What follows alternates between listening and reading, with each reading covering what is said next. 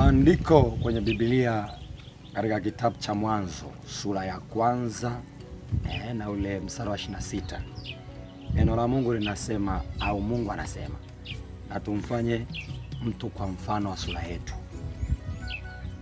Kwa hiyo maana yake ni kwamba Mungu wakati anaanza kuumba, wakati anaanza kumchakata mtu, alimtengeneza katika picha. Baada ya kumtengeneza katika picha, maana yake ni kwamba akampa mfano au muonekano kama yeye alivyo.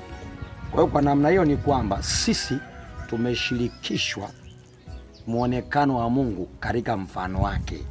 Yaani hii sura nilionayo, au wewe sura ulionayo, hiyo sura umeshirikishwa na Mungu katika mfano wake. Inawezekana una sura nzuri sana, unaipiga na mkorogo, unaitengeneza, lakini jua kwamba huo ni muonekano wa Mungu katika mfano wake. Kwa ndio maana sasa katika kuenenda kwako, katika kufanya kwako mambo yote, jiamini na ujikubali, kwa sababu wewe ni mfano wa Mungu. Hakuna aliyeumbwa vibaya, au mmoja akapendelewa mwingine akapewa sura isiyofaa, ila Mungu ilimpendeza jinsi ulivyo akutengeneze na kufinyanga akakuweka kama ulivyo. Sasa inatokea sasa, inawezekana pengine katika maisha kuna watu pengine wanaweza wakahisi kwamba Mungu amekosea kuwaumba.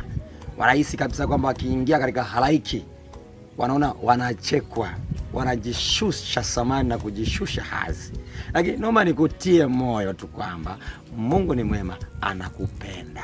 Kichwa chako kama papai, sura kama pela, wewe ni mfano wa Mungu anayeishi. Kwa hiyo tabasamu. Bila kwenye kitabu cha Zaburi 82 na ule mstari wa 6 anasema, ninyi ndinyi miungu wa dunia hii. Kwa maana ni kwamba sisi ni miungu na Mungu tunamuita ni Mungu wa miungu. Kwa hiyo maana ni kwamba Mungu ametushirikisha uungu wake. Kwa hiyo ndani yetu sisi tunao uungu, kwa sababu Mungu anakaa ndani yetu.